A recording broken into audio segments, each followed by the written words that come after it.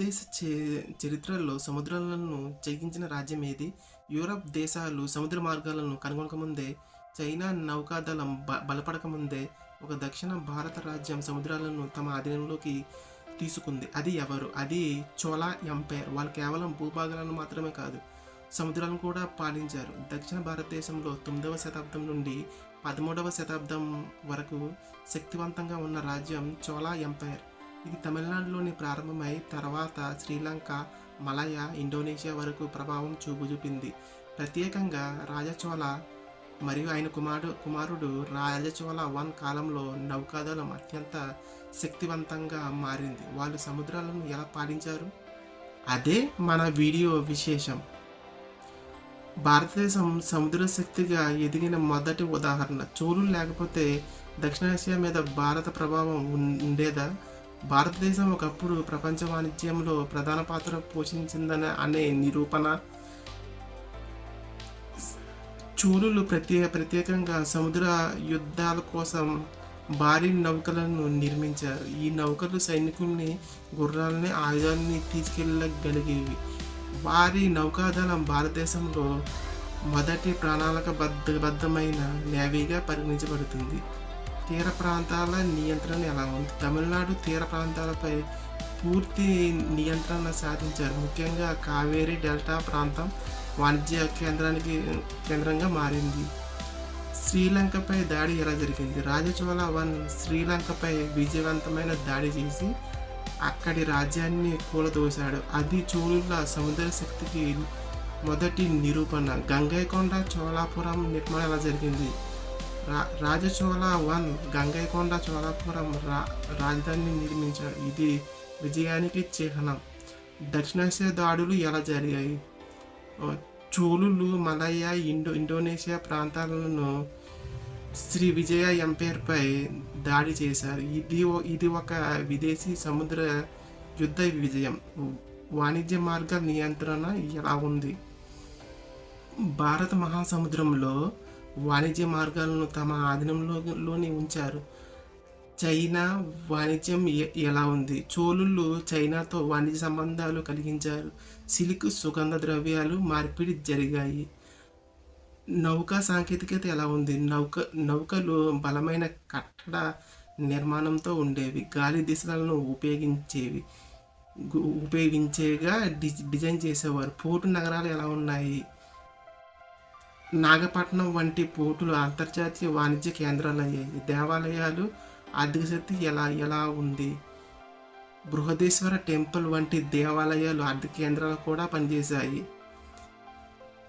నేవీకి ప్రత్యేక శిక్షణ ఎలా ఉండేది? చోళ ఎంపైర్ కాలంలో నౌకాదళం ఒక యాదృచ్ఛిక సైన్యం కాదు, అది ఒక పూర్తి ప్రణాళికాబద్ధమైన వ్యవస్థ. చోళులు తీర ప్రాంతంలో ప్రత్యేక శిక్షణ కేంద్రాలు ఏర్పాటు చేశారు. సైనికులకు సముద్రంలో యుద్ధం ఎలా చేయాలి, గాలి దిశలు ఎలా చదవాలి, తుఫాన్లలో నౌకలు ఎలా నియంత్రించాలి, విదేశీ తీర ప్రాంతాల్లో దాడి ఎలా చేయాలి అన్నీ నేర్పించేవారు. నౌకాదళ సైనికులు భూ సైనికుల కంటే భిన్నంగా శిక్షణ పొందేవారు. వాళ్ళు నీటితో తేలడం, ఈత, సముద్రపు అలలను అంచనా వేయడం, నౌకలపై సమన్వయం ఇవన్నీ నేర్చుకోవాల్సి వచ్చేది. ఇది భారతదేశంలో మొదటి సిస్టమాటిక్ నేవీ ట్రైనింగ్ మోడల్గా పరిగణించవచ్చు.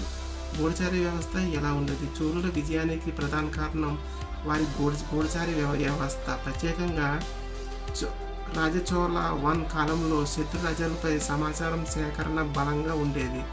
విదేశీ పోర్టుల సమాచారం, వాణిజ్య మార్గాల భద్రత, శత్రు రాజుల బలహీనతలు, సముద్ర మార్గాల్లో దొంగల కార్యకలాపాలు ఈ సమాచారంతో ముందుగానే దాడి ప్లాన్ చేసేవారు. గూఢచారుల వ్యవస్థ వేషంలో విదేశీ దేశాలకు వెళ్ళేవారని కొన్ని శాసనాలు సూచిస్తున్నాయి. సమాచారం శక్తి. చోళులు దీన్ని అర్థం చేసుకున్నారు. నౌకాదళంలో క్రమశిక్షణ. నేవీ అనేది క్రమశిక్షణ లేకుండా నడవదు. చోళుల నౌకాదళంలో అధికారుల హైరార్కీ స్పష్టంగా ఉండేది. ప్రతి నౌకకు కెప్టెన్ ఉండేవారు. యుద్ధ సమయాల్లో సిగ్నల్ పద్ధతులు ఉపయోగించేవారు. నౌకలో కఠిన నియమాలు అమలు చేసేవారు. వారిలో తప్పు చేసేవారికి కఠిన శిక్షలు ఉండేవి. అందుకే సముద్ర యుద్ధాల్లో వారు సమన్వయంతో పనిచేశారు. విదేశీ రాయబారి సంబంధాలు ఎలా ఉండేవి? చోళుల కేవలం యుద్ధాల ద్వారానే కాకుండా దౌత్య సంబంధాల ద్వారా కూడా సముద్రాధిపత్యం సాధించారు. రాజచోళ చైనా రాజవంశానికి రాయబారులను పంపాడు. విదేశీ రాజ్యాలతో వాణిజ్య ఒప్పందాలు, శాంతి ఒప్పందాలు, సాంస్కృతిక మార్పిడి ఇవి జరిపేవారు. ఇది చోళులను ఒక గ్లోబల్ పవర్గా నిలబెట్టింది. సముద్ర పన్నులు. సముద్ర మార్గాల్లో వాణిజ్యానికి పన్నులు విధించారు. విదేశీ వ్యాపారులు పోర్టు పన్నులు, సరుకు పన్నులు, రక్షక పన్నులు చెల్లించాల్సి వచ్చేది. ఇవి రాజ్యానికి భారీ ఆదాయం తెచ్చాయి. సముద్రాధిపత్యం, ఆర్థిక శక్తి. సంస్కృతి వ్యాప్తి ఎలా ఉంది? చోళుల ప్రభావంతో దక్షిణాసియాలో హిందూ దేవాలయ నిర్మాణ శైలి, సాంస్కృతిక శాసనాలు తమిళ సంస్కృతి ప్రభావం చూపాయి. ప్రత్యేకంగా బృహదేశ్వర టెంపుల్ నిర్మాణ శైలి విదేశాల్లో కనిపిస్తుంది. వారు కేవలం యోధులు కాదు, సాంస్కృతిక దూతలు కూడా. చోళ శిల్పకళ విదేశాల్లో ప్రభావం ఎలా ఉంది? చోళుల శిల్పకళ ప్రత్యేకంగా శ్రేష్టమైనది. దేవాలయ గోపురాలు, కంచె విగ్రహాలు, శిల్పాలు ఇవి దక్షిణాసియాలో కనిపించాయి. ఇండోనేషియా, కంబోడియా ప్రాంతాల్లో భారతీయ శిల్ప ప్రభావం స్పష్టంగా కనిపిస్తుంది. ఇది వారి సాఫ్ట్ పవర్. దక్షిణాసియా మీద రాజకీయ ఆధిపత్యం ఎలా ఉంది? చోళులు శ్రీవిజయ ఎంపైర్పై దాడి చేసి సముద్ర మార్గాలను తమ ఆధీనంలోకి తెచ్చుకున్నారు. వారు ప్రత్యేకంగా పాలించకపోయినా తమ ప్రభావాన్ని స్థాపించారు. ఇది ఒక సముద్ర సూపర్ పవర్ లక్షణం. సముద్రాధిపత్యం వల్ల ఆర్థిక సుభిక్షం. బంగారం, సుగంధ ద్రవ్యాలు, రత్నాలు, వస్త్రాలు భారతదేశానికి వచ్చాయి. దేవాలయ బ్యాంకుల్లా పనిచేశాయి. రాజ్యం ధనికమైంది. సముద్రాన్ని నియంత్రించిన వాడు సంపదను నియంత్రించాడు.